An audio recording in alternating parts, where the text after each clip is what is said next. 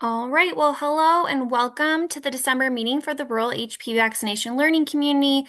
This is our last session for 2025. So, on behalf of the American Cancer Society and the National HPV Vaccination Roundtable, I want to thank you all for taking time out of your busy schedules to join us today, whether that's live or via recording in the future. We are offering live CME and CNE credits for today's session.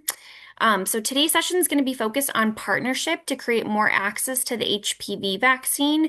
We will have a robust panel discussion, including community health workers, partnering with dental providers and pharmacists, and learning more on school-based clinics.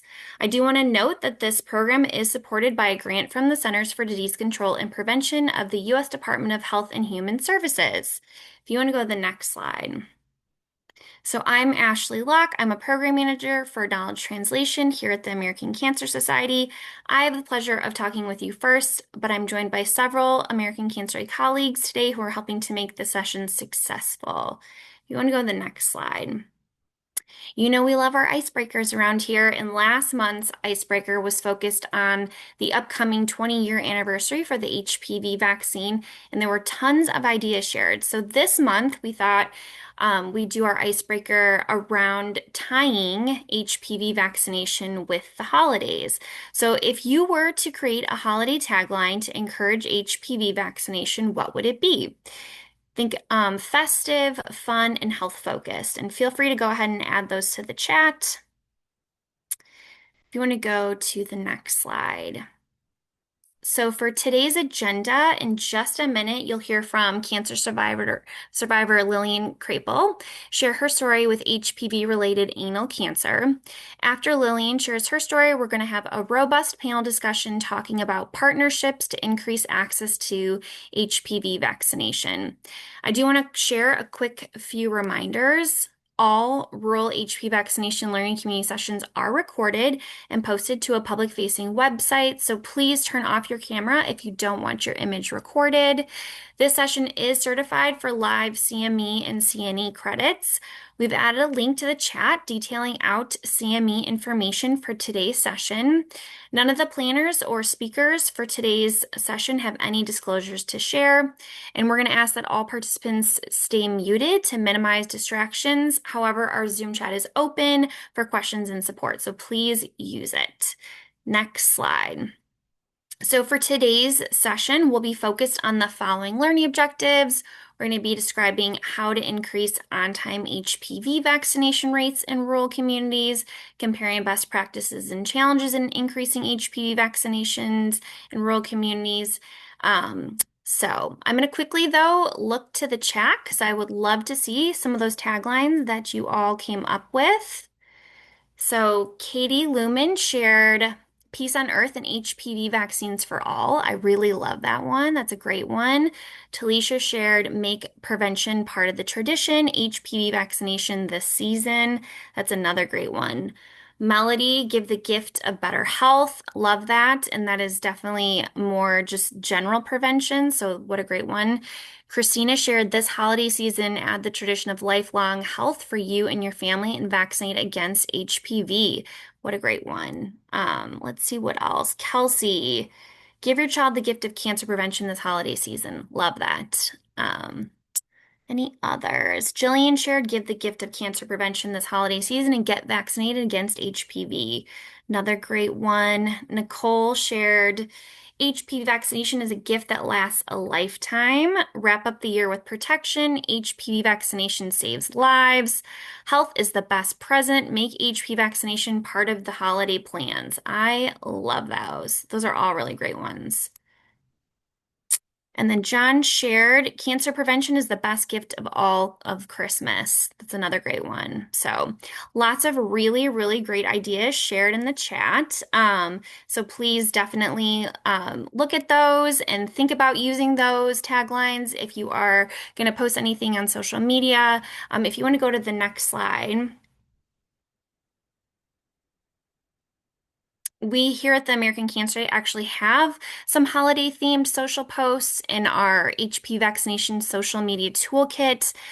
So you can see in the left-hand corner that give your child the gift of protection with the HP vaccine. I know that that was similar to quite a few of the taglines that were shared in the chat. But this graphic is already pre-made and is available in English and Spanish.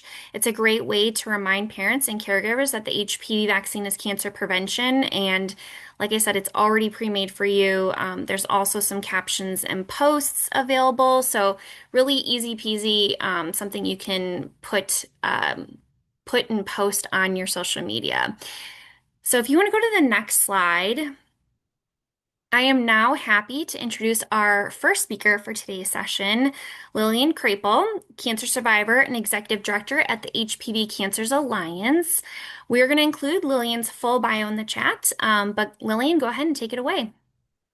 Thank you so much, Ashley. My name's Lillian Corpel, and I am so happy to be here and very excited to tell my story. I always feel that, when I tell my story, I'm definitely saving lives. So, I live here in New York City, born and raised. 8 years ago, I knew I had HPV, in my 20s, and I knew from my gynecologist. But then, you go back and then you get you go back and you get a colposcopy and everything turned out okay. And then you're good until you're not good. And then 8 years ago, I started feeling like some itching, a really bad itching, and also a little bit of bleeding in the anal area. And I thought, oh, it's probably hemorrhoids. And I went to that GYN that I go to all these years, and I said something's wrong. And she did a rectal exam. A lot of them don't. And she said that I was okay. And I said, I am not okay. And then I went to my gastroenterologist, and he did a full exam. He did the sigmoidoscopy, anoscopy, and then we confirmed that I had stage 2 anal cancer with a sigmoidoscopy. And when he told me that I had cancer, I was in disbelief, and I thought, what am I doing with cancer? Because I'm healthy, and I don't even get the flu. And he said, I don't know, but it's treatable. And so I went with that. I went with treatable. And then there were like a barrage of tests from MRIs, PET scans, and taking my blood, and I couldn't believe it. This is what I was going to be doing. So the treatment was 6 weeks of chemo and radiation. It was oral chemo pills. And then it was also, 5 days a week, it was radiation. And I had a lot of questions when I met my radiology oncologist. He walked into the room and I was like, "Are you kidding me? You look like you're 12. You're going to be my doctor?" And he was absolutely fantastic. He gave me his cell number. I mean, he was always reachable, so kind. Um, so I decided to do a few things to get ready for it. I made like a spreadsheet, and I sent it to my friends, and I said, here are the 28 days I'm going in, or 30 days. Everybody pick a time, and you can, meet me at the hospital. I didn't really need anybody to take me. I could walk. It was no big deal. But the reason why I wanted my friends involved is I think sitting with them there made me feel like some normalcy, because as I looked around the room, in the waiting room, I saw many very sick patients, and I said, "What am I doing in here?" And yesterday I was walking on the streets of New York, and I was fine, and now I'm a cancer patient. So, so my friends came, and I would get dressed in my robe, and then I would show them where I was getting radiation, and The doctors were very confused. They were like, why is this woman so happy all the time? Like, doesn't she know she has cancer? But I was really positive, and I know that that helped with my outcome. So anyway, got treated, and it's not a fun treatment. It gets worse toward the middle and the end when the radiation, because it's cumulative, then you're burned. So um, then then when I toward the end, one day I was in so much pain that I was really, it was so much pain. I texted my doctor, and then he prescribed a fentanyl patch for me. And I was already on oxycodone, 5 milligrams every day. And then I had this fentanyl patch that I had to put on my butt, and I left it there for the rest of the treatment. And anyway, in the end, when I was finished and I got to ring the bell, I couldn't believe it.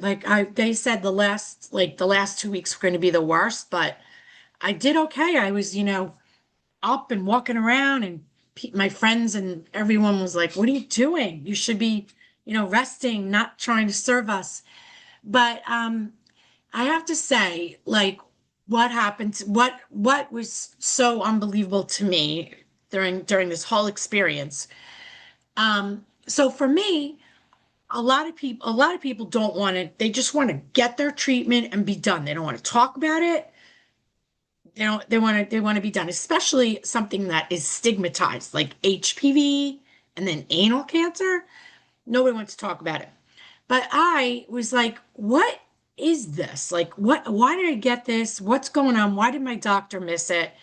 And actually, I started to read the book that Farrah Fawcett's best friend wrote, Alana Stewart wrote on Farrah's journey, because she died of anal cancer at 62. People said, why are you reading that? And I said, because I want to know. And as I, read it, and I started talking to people, and I thought, wow, like I need to do something about this, because my doctor, who was a good doctor, missed it. And like this virus is much more common than COVID. How come the average person, you ask them if they know about HPV, they don't know? How come when I walk around and I talk to people all day long, and I ask a woman who's had children, do you know why you get a pap test? She doesn't know. And I'm like, this is not good. This is not right. We have to do something about it. So at that point, I started Googling anal cancer. Like, who knew that near me there was this lovely siblings from the Anal Cancer Foundation who lost their mom to anal cancer. And she was like me. She was healthy. She was fine. And by the way, she actually had her cells, she had the HPV, the infection, whatever it was, ablated, or she thought, it was good. She was good to go. No, she wasn't good to go, because it's the virus. And she ended up, all of a sudden, one day, she was stage 4 anal cancer. And yeah, so I did a lot of volunteer work for them. And then I saw that the actress Marsha Cross from Desperate Housewives went through the same battle as me, around the same time. And I thought, you know what? I'm going to do something about this already, and I'm going to get Marsha involved. And I had a friend that knew her, and I got in touch with her, and I said, listen, I need you, and let me know, because we really need to get the word out, and we need to destigmatize this. And she agreed. And then we started in 2020 the HPV Cancers Alliance. And what we do is we spread awareness and education about the HPV virus and the fact that it can cause 6 cancers, with anal cancer and oropharyngeal cancer being on the rise. And these cancers are affecting people who didn't get the vaccine, because we were already we were already past the date, which was 20 years ago. They were giving it to younger people. We were already aged out. So we missed the vaccine. So naturally, when anybody in their 50s and 60s and 70s, and by the way, there are plenty of outliers in their 30s and 40s who've gotten HPV related cancers. But when any of us get these cancers, we're like completely blindsided. Like HPV is not on the it's not on our radars, and it's not on the doctor's radars.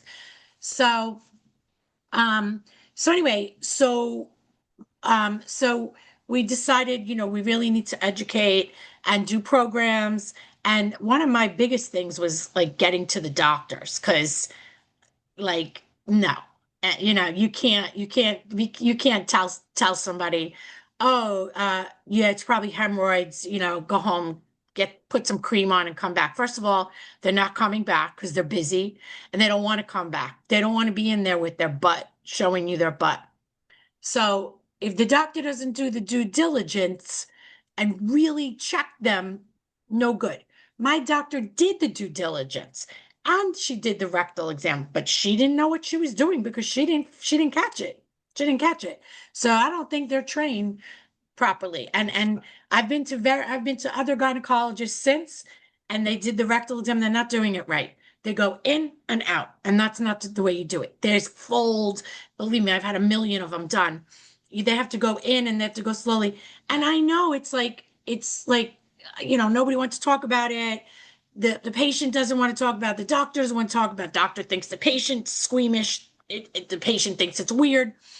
But until we normalize it, like there's going to be unnecessary cancer and unnecessary death, and it's really just beyond stupid. Now, I speak, so does Marcia, all the time to patients, and for me to listen to a patient that tells me that they're stage 3 and 4 and all the things they're going through just because they were misdiagnosed or non-diagnosed really, really upsets me. And the other thing I would say is one of the things is really important for everybody is that they need to advocate for themselves. So when my doctor told me that I was okay, I was like, no, I'm not. Because you know your body. And if I would have listened to her, I wouldn't be here. So it's okay to no, and then go for other opinions. I don't know how it is over there in the rural areas. I don't think it's probably as accessible. Here I'm in New York City. I go for, we all go for second and third opinions.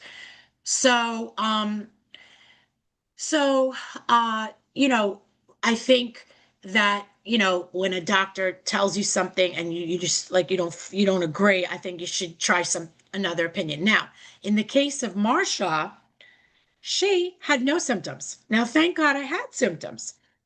She had no symptoms, but she went to her yearly exam, and and she was on her way to pick up her kids from basketball practice. And her doctor gave her a rectal exam and said, I don't like what I'm feeling. There's like a hardness inside, and you're not picking up your kids right now. You're going to go see the colorectal doctor. So she was completely blindsided because she was like, what's this? And me, at least I knew what it was and all this, and I had symptoms. So that's the only reason why she's alive. And I have to say, and I've experienced this because I'm going to be honest. Unfortunately, I've met gynecologists I like through conferences and stuff. I have not met one gynecologist that I've gone to that I love. Not one. And one of them that I went to, I went with a friend, and like I said to my friend later, did she give you the HPV test? Because that's what they're all supposed to do. And she's like, I don't know. So I knew she'd give it to me. So I called the gynecologist later. I said, did you give my friend the HPV test? She says, yes, we give it to everybody. I said, but why didn't you tell her? Because she didn't know. Well, we don't bring it up unless, there's something bad. I said, but listen, you need to speak about it, because then the patient is familiar with the acronym HPV. They may see something on TV, something might click, whatever. Why are you not? You gotta say it. And you also need to tell them why you're doing a PAP because they don't know. They don't know. These women who've had kids, they have no idea why they're getting a PAP. So, um, so yeah, so I still haven't found anyone I really like. And I'm in New York City. Believe me, I've gone to a bunch. I still haven't found anyone I love or even like remotely like love. Um, so the other thing is what I do. So what we do is we do programs to educate people about HPV. We have a presence at Pride in New York City because it's not just the gay community that sometimes the lesbians don't even think they need to go to a gynecologist and they do. And then, you know, trans, like anybody with a cervix, anybody like people need to know about this. Um, but the thing that really and we do a lot of policy work. We'll go to Capitol Hill and not lobby, but we'll advocate for the Prevent HPV Cancers Act. We bring teenagers with us. Everyone talks to their representatives in their states, and that's pretty impactful. We do webinars, but I would say one of the best things that I do is because I have a very cute dog and I walk around with him, people stop me all the time and they're like, "What kind of dog is that?" Because he's unusual. He's a Pomeranian, but he looks like a mix of an Aussie and who knows what. They don't know what he is. They stop me all the time. "What kind of dog is that?" Then I tell them it's a Pomeranian. "Do you know what HPV is?" And I swear to God, I'm going to get him some kind of T-shirt that says "Ask me about HPV." So everyone stops me, and then I'm asking, "You know what HPV is?" And then I get into a whole conversation from walking outside to the manicure place to the post office. Everywhere I talk about it, and they're like, thank you. I didn't know. I didn't know." And now at my gym, everyone's like, "Oh my God, there she comes again." Because I'm running to everybody. "Did you get this done? Did you do this? Did you get kids vaccinated?" And they're like I wear them out. They have to get it done because they don't want me bothering them anymore. So, that's the work we do. And I know that when I talk to people, I'm changing lives because it's happening. Like they don't know. I don't know why they don't know, but we need to talk about it. And the last thing I'll say is, because I think I might be at time, um, that we also, Marcia and we go to medical conferences and we speak in front of the doctors and we talk to them about it, everything. Just as an example, we went to the American College of Gastroenterology conference and Marcia was talking and she's like, "I love my anus. It's pink. It's cute. I can't live without, I can live without my arm. I can live without a breast, but I can't live without my anus." So, all these doctors loved it because the talk was, whose area is it? The gynecologist is not doing it. You're going to the gastro guy or a woman when you're in your 50s, it's going to get missed. So that's really not good. And there's some guidelines out there that are pushing, not, they don't, they're suggesting or they're advocating for women not to even go for the exams until later, which that's not right because it's the women and men in their 50s and 60s and 70s who are getting these cancers. So that's the end of my story. I'm good. And I continue to spread awareness about HPV and not make it a stigma. After I was treated and done, I have to tell you, because you're going to laugh, I had a big party in New York to honor the doctors, and I had um, toilet paper centerpieces. I had a butt piñata. I had a butt cake. And I gave awards to all the doctors and nurses. They couldn't believe it because they deal with so many sad things that here I am.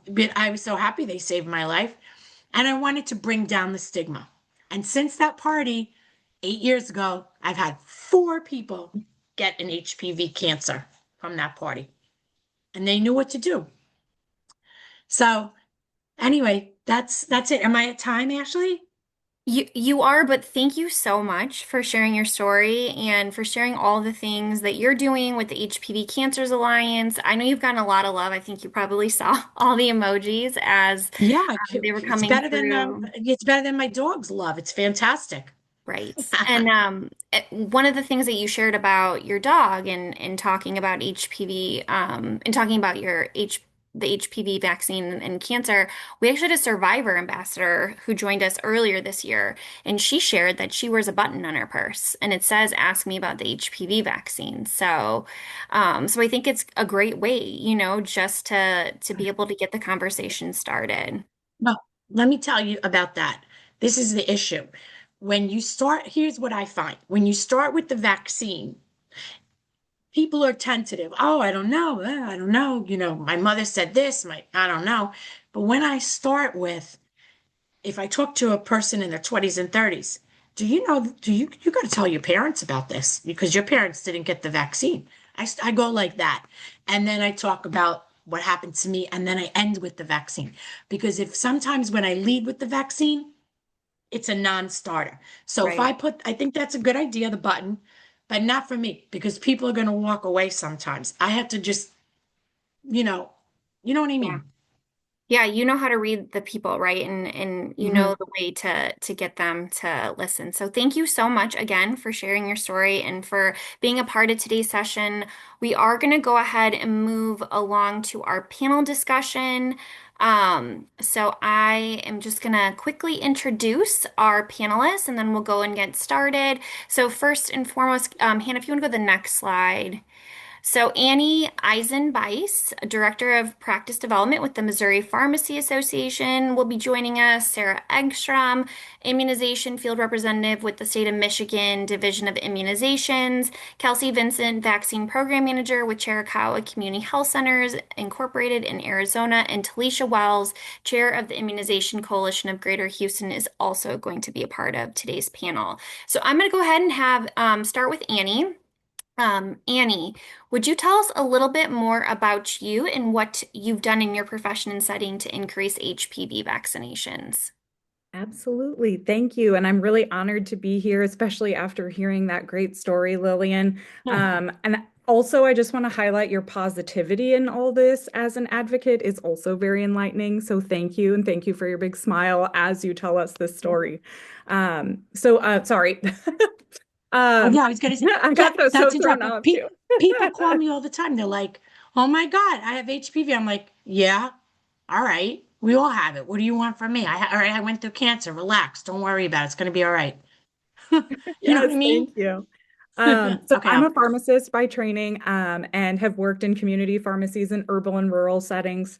I currently work at the Missouri Pharmacy Association, and we have had several public health grants, most recently with the Department of Health and Senior Services in our state focused on adult vaccines. And we did a very broad focus on these vaccines. We weren't actually focused on administration, it was vaccine hesitancy education for all adult vaccines, including HPV.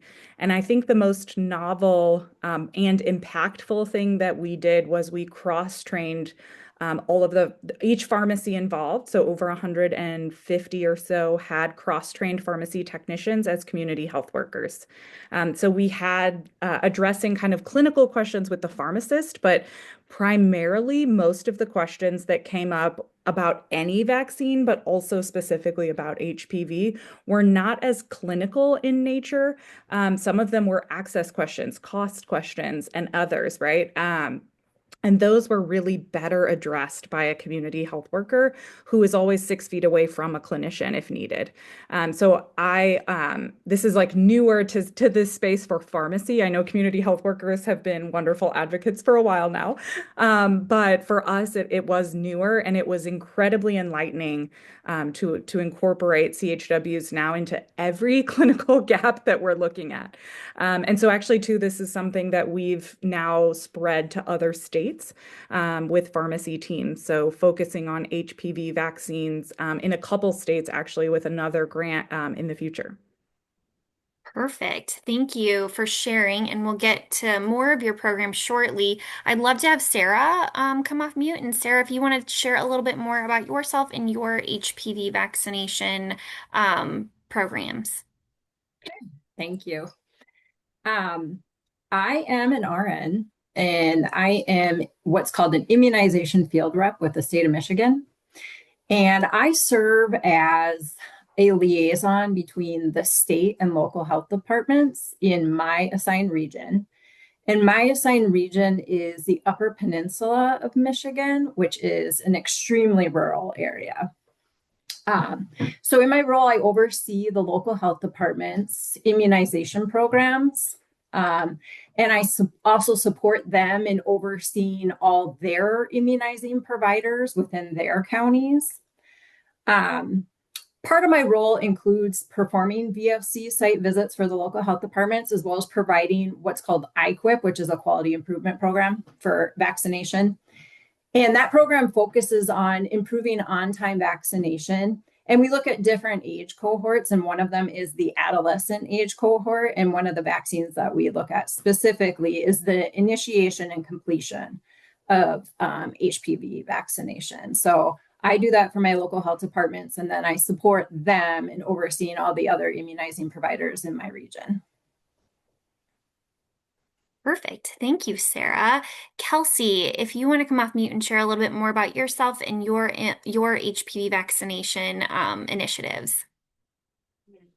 Yeah, of course. My name is Kelsey Vincent. I am the vaccine program manager for a community health center in Southeast Arizona, small rural community county.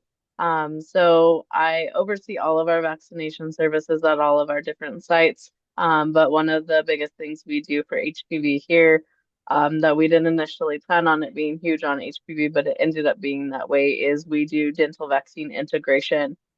So we have two dental locations, and we pre-screen all of the patients coming into those appointments.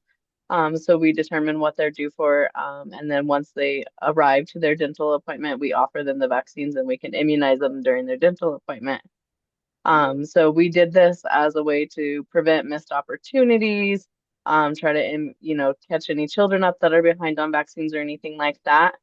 We didn't kind of suspect HPV to take off as well as it did, but it ended up being one of the vaccines we get the most in the dental clinic. So we kind of have embraced that. We have dedicated posters in each dental op, highlighting the importance of oral cancers that are caused by HPV, kind of moving away from the cervical cancer stigma that you kind of get with HPV vaccines, and trying just to focus it on their oral health during their dental visit. So it's been a really fun project we've been able to work on, and it's been great seeing all of the incredible HPV data we're collecting right now. We started this in May of 2023, and I think we've given about 400 vaccines just for HPV. So that is a little bit about me. Perfect. Thank you, Kelsey. And we'll get to more of your program here shortly. I'd love for Talisha Wells, if you want to come off and mute, Talisha, and just share a little bit more about your work as a community health worker and how you have done things to increase HPV vaccinations in your community. Yeah. Hi, everybody. So my name is Talisha Wells. I am a community health worker and a community health worker instructor that's based here in Houston, Texas. So my day job, I'm a community liaison with the Houston Health Department. And so what I've done there is developed initiatives that target our independent school districts who have not met the required percentage of the HPV vaccine by utilizing both myself and other community health workers in the health department to increase vaccination uptake and also trust in vaccines. And then also for the Immunization Coalition of Greater Houston, we've developed a HPV work group where we train members in this coalition to go during the legislative session to talk to their legislators about the importance of vaccines. And then also, my focus as of right now regarding HPV is pediatric survivors of sexual abuse, because that is often a group that is not thought about when it comes to HPV vaccination. And so that's some of my work. Perfect. Thank you. I know you guys all shared a little bit more about some of the work you've done to increase HPV vaccinations and all the great things that are happening, but I also know that there are always challenges. And so I want to throw it to each of you to share just some of those challenges you may have incurred in your HPV vaccination efforts and how did you overcome them. So I'll go ahead and start with Annie if you want to share any challenges, and then we'll kind of go through to everyone else. I think the challenges for me are a little bit different than like a boots on the ground provider. Since I'm working with the pharmacy teams, some of it is about the messaging, and knowing that patients generally trust and still listen to the advice of their local providers and their local caretakers. And so trying to really highlight that I'm not going to do much as the Missouri Pharmacy Association. Me posting things on social media or sending out blasts to patients' homes is not impactful, the same way that the pharmacy teams having multiple conversations whenever possible and follow-up conversations and follow-up. And then I'll also add from a messaging perspective as well. Hearing feedback back. So, a lot of patients we found when we were doing our program knew they could get flu and COVID at pharmacies. And in Missouri, they can also walk into any pharmacy and get an HPV vaccine if they're eligible. And so that was also something, that is a message that we can share as the association. Where can you go for what vaccines? And not just thinking about pharmacies for flu and COVID, but everything else, and how often people go into pharmacies even if it's not for medication, taking that extra 5 minutes if you're there for something else. Um, and then the last thing is on the messaging of reimbursement and access through where insurance covers vaccines, and then sharing that back with patients if there's a barrier to getting them at a pharmacy. We've also found that pharmacies, the kind of the game of telephone that goes down on why someone didn't get a vaccine related to reimbursement and how we can advocate to change that. Because sometimes it's not that the vaccine wasn't covered at the pharmacy. It's, there's different things that we can do if that's the case versus if it is not something that the pharmacy is willing to purchase because it's so expensive and they have to buy it in bulk instead of for one single patient. So working through a lot of the messaging that is not at a patient-specific level. Perfect. Those are some really great points. And Annie, you're right. My local pharmacy and pharmacists know me very well as a mom of three. I have three kids that at least one of them is always sick. Like I always tell everyone if I had a 10 card, I could get that thing done pretty quickly and get a prize for as many times we have to go to the doctor. So, Sarah, in your work with the state immunization department, what are some challenges you've incurred for HPV vaccination efforts, and how did you kind of overcome them? Sure. I'll speak to my area specifically, which is an extremely rural area. Provider deserts and transportation barriers tend to be the primary issue to accessing vaccination. We define provider deserts as areas that don't have clinics within 30 miles of each other. And in many cases in my area, it's well over 60 miles from clinic to clinic. Additionally, from my experience working over a decade in public health in many different programs, I also feel that poverty plays a major role in prioritizing time and resources towards meeting basic needs as opposed to focusing on preventive care, which is like that next step up above, your basic needs. According to the University of Michigan, the Upper Peninsula of Michigan has 30.2% of residents that live in what they call ALICE households. ALICE is an acronym that stands for Asset Limited, Income Constrained, Employed Individuals that struggle to afford basic costs of living, which is housing, childcare, food, transportation, etc.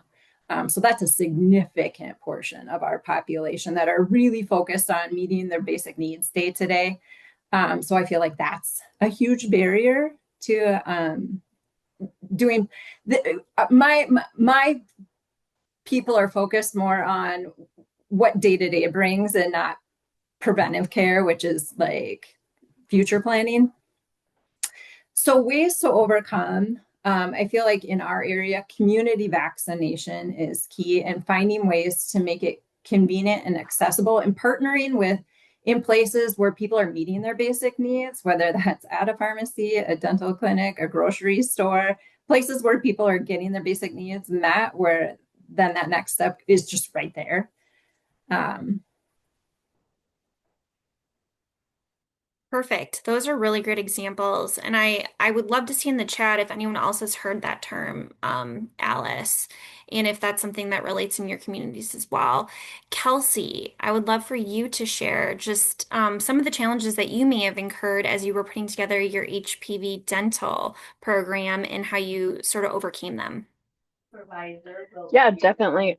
So we definitely faced a few different challenges, especially operating out of a dental facility. It took us a little bit of workaround to try and figure out how we bring VFC in and stuff. It was like not a heard of thing to have VFC in a dental site specifically. Also in Arizona, our like pharmacy staff can't administer vaccines. They could during COVID, but then that was taken back away and went back to standard. So with that, we have to have a regular LPN or RN operating out of there. So they're vaccinating under their license under the direction of the CMO. Um, and since we are a um, community health center and we do have medical and dental operations, it did make it a little easier for us to work off of those standing orders um, out of the dental clinic, where a standalone clinic may face a little bit more of a challenges. Also, it's a challenge as well as like reimbursement for vaccines, being that we have to work as a nurse working out of this. We can't just use the already paid dental staff, and we all know vaccines are expensive and they're not well reimbursed. So it's not a great funding program to make this like substantially sustainable for anyone else that may be doing this, especially if you're like a private dental clinic and bringing it in, because you can't bill under the medical billing portion of this because dental doesn't reimburse for the vaccines. So I know there is work in that regard as trying to see if we can get at least the HPV vaccine and the flu vaccine, certain vaccines covered under dental insurance so that more dental facilities would be able to do that. But that's definitely a challenge that luckily we kind of have a workaround as we can use our medical facilities, our medical providers and stuff. But definitely this was a new thing that not everyone had done before. So there wasn't a bunch of answers or research out there. So we have struggled definitely on a lot of implementation, how we roll this out, who it goes under, and then just with our HPV vaccine itself, we do face with like our messaging and our struggling. I feel like there's such a high stigma around this, and like, oh, it's only for girls, it's only for cervical cancer. So we really work to reroute the conversation to oral health, oral health, oral health. We're not talking about anything else. So that's why we made those posters and try to just reprogram how we're talking about this and how we're approaching it. And giving our dentists a space to like be like, this totally fits in my world, and that's why I'm talking about it. So that was definitely a struggle as well. And I think one of the other things that I see a lot is we start screening people at 9 for HPV. So they may be 9 years old and they'll come into our dental facility and we say, hey, you're due for your HPV vaccine. Let's do that today. And they're like, I just had my well child check at my provider and they didn't mention this. So I think that mix, like, some of us are saying you're due for it. Some of us are saying you're not due for it. Some of us aren't mentioning it at all.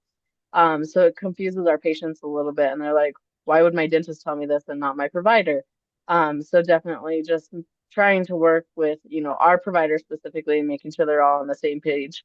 But also how do we expand on that and how do we get the whole community on the same page? So we're not confusing these patients when they get in the dental facility and we're offering them HPV, but they just saw the doctor and they did it. So I think that's still a challenge we're working on. Thank you, Kelsey. So many great things that you shared, and you're getting a lot of love in the chat as well. I know somebody was asking about your HPV vaccination poster, so I don't know if you can share it with us, but we would love to see it. Talisha, I would love to hear about your challenges. I know you have many roles within immunization, so love to hear your challenges and how you've overcome them. Yeah, so in regards to like our independent school district projects, because a lot of people think that because we are in Houston, we don't have some of those like clinical deserts or pharmaceutical deserts, and we do in like those low income areas. And so when we look at, the schools that have some of those lower vaccination rates, they are in the low income areas. And so one way that we had to approach was, okay, well, how are we going to get vaccines to these students? And so we looked for Texas vaccine children providers that were near and that would be willing to go to the school and provide those vaccines in partnership with the health department. But then also, as we are screening these students, for vaccinations, it's like, okay, well, you may need the HPV vaccine, but you don't even have food in your refrigerator. So now we have to make sure that we are having that holistic approach when we are talking about, just vaccinations across the board, not just HPV vaccination. Another challenge is, the messaging. The moment that, we bring up like the HPV vaccine, I had a community member one time, I was talking to her about her son, and he was 10 years old. He was behind on a few vaccines. And I was like, oh, well, he's at the age where, he can go ahead and get his HPV vaccine. She automatically just shut down. Oh, well, we don't do that. And she was talking about the sexual, kind of aspect of it. So making sure that we are talking about the HPV vaccination, HPV from the cancer prevention standpoint. We want to make sure that our messaging was from that standpoint. And the parents were a lot more open to it. Um, and when we did hear any misinformation, we corrected it immediately and we didn't really amplify it. So we made sure that we responded with evidence that was culturally sensitive, because here in Houston we do have a melting pot of different cultures, and so that's some of the challenges that I've dealt with. Those are all great challenges, and you shared ways to overcome them, which is great. I have a question. I'm going to throw this to a couple of you, but for organizations or participants on this call who may be interested in starting to work with certain alternative vaccinators or non-traditional vaccinators in non-traditional settings, I guess what would be their first step that they would need to take to building a partnership with organizations like yourself? So I'm going to first throw this one to Annie, but then I'm going to throw it to a couple of others as well. I think the first step for that we've found, unfortunately, maybe is budget. So when we talk about partnerships, we love to help our communities as volunteers, but when it's part of a pharmacy, it's still part of a business. And so if somebody comes to volunteer as a vaccinator, that means they're having to pay that person and someone else to now cover them within the pharmacy walls. And so even if, it includes a pharmacist and a CHW technician, now you have two people. So I think coming to those partnerships with what is the budget. I will add, like, we've been very nimble when it comes to maximizing budgets. And then also, we figured out last year really how to do that in a way that it didn't matter what vaccines we wanted to address and administer and educate on. We could provide a lot of detail in strictly just education clinics or education events. There could be follow-up from those then at the pharmacy with the CHW afterwards, but it didn't always have to be an administration event. And I'll add to that, like from a partnership standpoint, I think the more conversations, the better. So if you're not looking to like have a vaccinator come and be there on site, that's also okay. You can still partner with a vaccinator like a pharmacy and a pharmacist. I think that's where having developing some strong local referral processes. And when I say strong, fax is still strong in healthcare, so it doesn't have to be reinventing, anything crazy. It's really just picking up the phone and having some direct, peer-to-peer conversations. So like I recognize exactly what Talisha said about Houston still having pharmacy deserts because we have the same in urban areas of Missouri as well. And so it's really, if I were looking to partner with her, I would say I'd pick up the phone and I'd want to have a direct conversation on, how can we support you? And if it's not vaccinating, there's still a lot of partnership opportunities outside of that. So our vaccine hesitancy was longitudinal education and follow-up. Whether the patient got the vaccine or not was not actually something that we were, we were interested in it, but that wasn't the success of a call. The success of a call was moving somebody from a no to a no to a no to a, I'm going to ask you when I have a question. Or, now I know where to go at least. It didn't have to change from a no to a yes in a single conversation. So that's why I think it almost doesn't matter how you want to partner or who you want to partner with. The more partners at the table, the better. But I will say if there's a budget for the partnership, that bringing that to the table as well. And I guess the budget should prioritize what your goals are. So if it is administration, the majority of the budget needs to go to administration.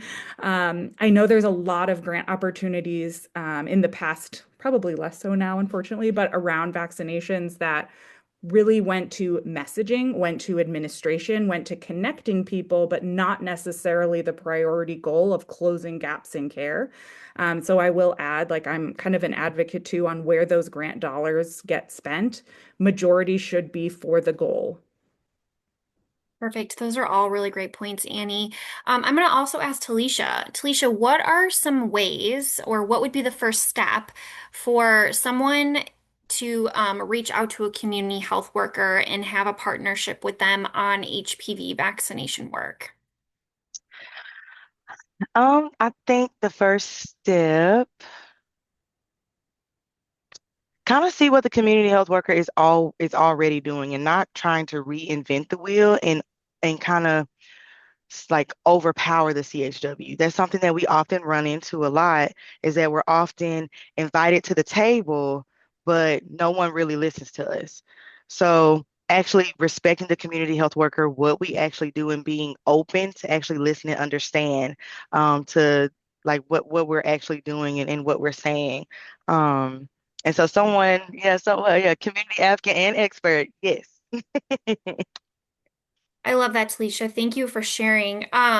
We only have a few more minutes, but I definitely want to get through a couple more questions. So, let's think dream space, like futuristic. So, I'm going to throw this to Sarah and Kelsey. If you guys were to imagine what the future would hold with HPV vaccination work, Sarah, from your perspective in the state of, as a part of the state Department of Health, and then Kelsey as a part of a dental collaboration, like what would that look like and what would you want to see? So Sarah, why don't you go and take it first? Um, so I kind of spoke to this earlier about non-traditional community vaccination sites is kind of key in my area. And we actually have a couple of projects and collaborations right now that show a lot of potential. And I would love to expand upon these type of models, which is part of our future plan too. One of them is we did enroll two FQHC dental centers to be VFC providers in the middle of the year in 2025. And they're just currently administering flu, COVID, and HPV vaccine. But with those two centers in only half a year, they've administered 500 vaccines already. So it's working. And we plan to enroll another site early 2026. Pharmacy was another part of the conversation, potentially in the future, enrolling pharmacies in the VFC program.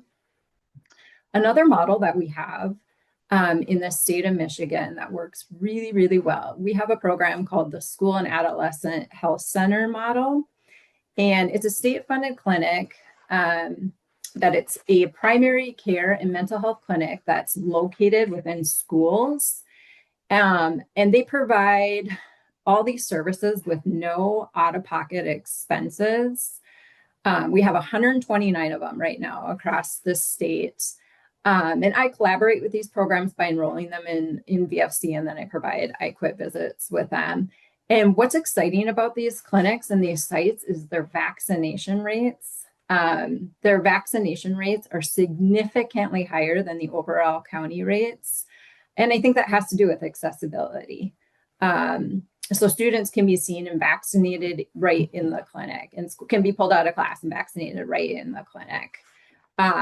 Just for the rates that I see. So in two of my counties, the county rate in county number one, the overall county rate for completion of HPV is 54%, which is pretty on par for the country. But my adolescent clinics, the two clinics that are in that county, one of them's at 79% completion for HPV and the other one's at 77%. And then my second county that has a clinic, the county rate is 43%, but the clinic is at 81%. So it says a lot about some of the barriers to vaccination in my area. So continuing building on those kind of models would be my dream space. That's awesome, Sarah. Thank you for sharing those numbers. Kelsey, this will be our last question. So just if you could share dream space, what you would love to see with your model and just maybe in general with HPV vaccination in the dental community. No, definitely. My dream space would definitely be that we could have HPV in all dental clinics, and that we could really use that oral health aspect and that space to encourage people to vaccinate with HPV using the oral cancer route, getting away from the stigma of female only cervical cancer, that we could really use that space to like flourish in the HPV world. And also that dental insurance would cover these vaccinations, so that more private vaccine vectors could get on this, and that we could have dental teams vaccinating these patients. They definitely have the knowledge and everything to teach about it. And that's where we run into issues is they can teach about it all day long, but getting the patient to actually go to the health center and get it may be another story. So we're really missing opportunities if we can't just give it to them right there in the clinic or the dental facility. So that is definitely my dream goal, is that we can get HPV in every dental facility around the world, and that they're covered by dental insurance so that everyone's getting reimbursed adequately for them. Thank you, Kelsey. Those are really great goals, and hopefully they will come to fruition over time. So we're out of time, but I want to thank all of our panelists for such a robust discussion. There were so many great ideas shared. I know I'm personally taking away some really great ideas, and I hope all of you are as well as you go into 2026 and doing work with HPV vaccinations. So we are going to wrap up today's session, do a quick poll, and share some resources. If you want to go to the next slide, Hannah. So we do have our post-session poll and want to learn what you are taking away from today's discussion. So feel free, answer that, answer our poll, let us know. We are in the interest of time, I'm going to go ahead and move forward. So you guys keep doing that, and I'm just going to keep talking to all of you. But we have shared this in the past, but we have built an external facing website just for you. It's for our rural HPV vaccination learning community. It's our go-to hub for everything we've shared during today's session and previous sessions. You'll be able to access the recording and slide deck from today's session as well as previous ones. My colleague Katie is going to drop a link in the chat. So if you haven't checked it out, please do so. Next slide. Additionally, have been putting together a resource roundup for all of you with topics related to rural communities and HPV vaccination, and we regularly update this. So you can easily access this from our website, and if you have a resource that you would want to be shared, please reach out to me directly and we will get that added to the resource roundup. If you want to go to the next slide, I'm really excited to share that we are going to be continuing the rural learning community in 2026. So a few changes are going to be taking place. We're going to go from 10 sessions down to 8. We're going to start in March and end in November. We'll take a short break in July just because I know of summer vacations. But not only are we going to be continuing conversations around HPV vaccination, but we took the feedback that you gave us in October and November, and we're going to be adding some sessions around cervical and colon cancer screening because I know those are important to you as well. So the learning community will continue to provide practical strategies and peer-based learning to help rural partners implement evidence-based interventions that not only strengthen cancer prevention, but also screening efforts in your clinics and communities. So some of the topics we're going to explore are best practices with self-collection, bridging the gap, talking more about HPV partnerships and pathways that work. We're going to be talking and dedicating an entire session on the completion dose. I know that that is one where people struggle. We're also going to be doing or a session on small media and talking through small media that works in rural communities. And then also some conversations around data. So talking about HPV vaccination report cards. So those are just a few of the topics for 2026. We have many more to come. If you want to go to the next slide. I shared this last month, but want to highlight it again. We have a two-part on-demand HPV vaccination pharmacy series, which covers the basics of HPV vaccination, provides some effective strategies for pharmacy and pharmacy techs, also talks about some evidence-based interventions that pharmacies can use to help boost vaccination rates in pharmacies and communities. So this is available. It's on demand. You can take it and just learn a little bit more. Next slide. Additionally, we have an on-demand HPV vaccination dental series for all dental providers, and this one does provide CE. It provides 4 hours of ADA CERP. So please let your dental friends know about this. It talks about just the way that dental providers can help combat the growing rates of human papillomavirus HPV positive oropharyngeal cancers. It's a 4-part series. It talks through the HPV basics, malignancies, screening, treatment, and survivorship of HPV-related cancers. Next slide. I do also want to highlight that that the American Medical Association and the Global Initiative Against HPV and Cervical Cancer will be hosting their 9th annual Us versus HPV Week. And we've popped the agenda and registration link in the chat. Definitely check it out. It's in January. Next slide. Our panelists did a great job of sharing many ways that you can engage with alternative vaccinators and settings to increase access to the HPV vaccine. I'm just going to reiterate a few of them. Definitely build partnerships. Look to identify your non-traditional vaccinators in your area and start conversations about shared goals for HPV vaccination. Reach out to local pharmacies, schools, and community health organizations to explore those opportunities. Enhance communication, and that includes developing referral pathways. Help train non-traditional vaccinators on HPV vaccination basics and communication techniques, provide materials that they can use to educate patients and parents, host some joint community events or webinars with non-traditional vaccinators to raise awareness, leverage policies, review your state regulations on scope of practice for pharmacists, dental providers, and even EMTs to understand if partnership is possible. And advocate for reimbursement models. I know Kelsey and Annie brought this up, but definitely help to advocate for reimbursement for non-traditional vaccinators.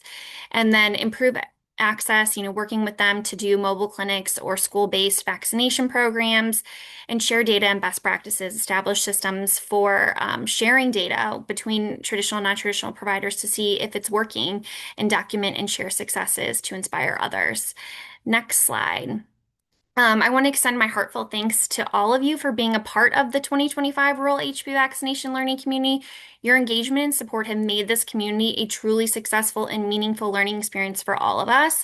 I'd like to recognize my incredible co-leads, Christina Turpin and Gabby Darville-Sanders, for their dedication in making this initiative come to life and thrive.